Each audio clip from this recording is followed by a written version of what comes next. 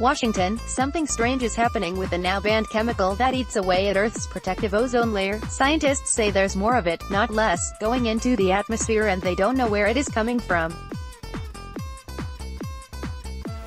When a hole in the ozone formed over Antarctica, countries around the world in 1987 agreed to phase out several types of ozone-depleting chemicals called chlorofluorocarbons, CFCs. Production was banned, emissions fell and the hole slowly shrank. But starting in 2013, emissions of the second most common kind started rising, according to a study in Wednesday's journal Nature.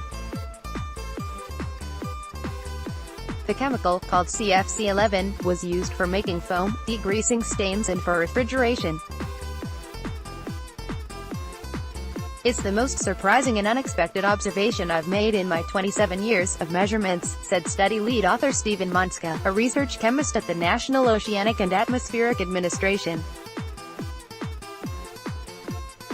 "Emissions today are about the same as it was nearly 20 years ago," he said.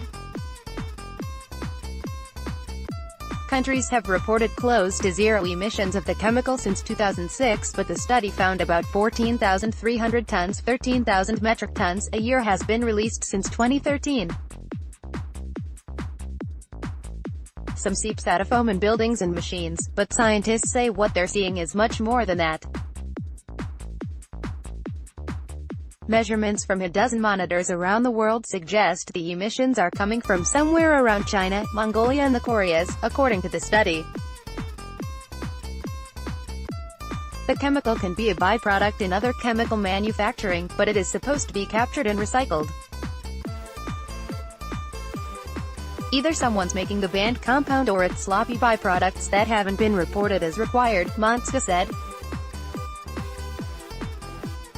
An outside expert, Ross Salawich, an atmospheric scientist at the University of Maryland, is less diplomatic. He calls it rogue production, adding that if it continues the recovery of the ozone layer would be threatened. High in the atmosphere, ozone shields Earth from ultraviolet rays that cause skin cancer, crop damage and other problems.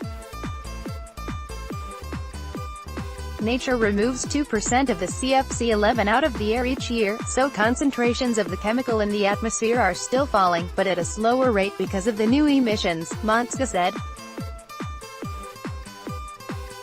The chemical stays in the air for about 50 years.